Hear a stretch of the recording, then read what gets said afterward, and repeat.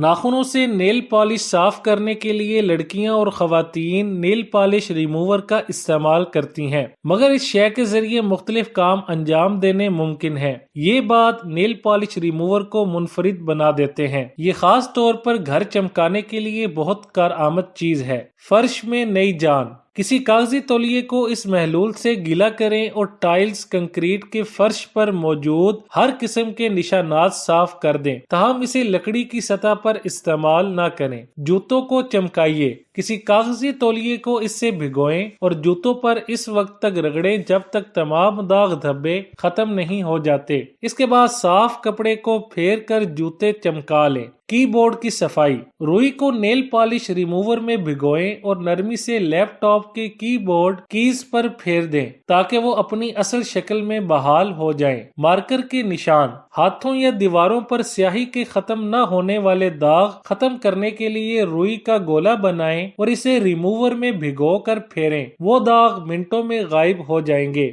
Razor صاف کریں۔ یہ محلول جراثیم کش ہوتا ہے۔ کسی ریزر کی صفائی کے لیے اسے ریموور میں بھگوئیں اور پھر بلیڈز کے درمیان کی جگہ کو پانی سے دھو لیں۔ امکان ہے وہ ایک بار پھر نیا جیسا نظر آنے لگے گا۔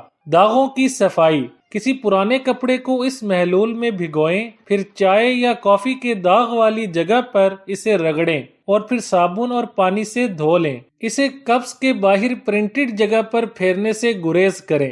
گلو صاف کریں۔ اگر جلد پر کسی جگہ طاقتور گلو چپک جائے اور صاف نہ ہو رہا ہو تو روئی میں نیل پالش ریموور کو بھگوئیں اور اسے متاثرہ جگہ پر پھیر کر جادو دیکھیں۔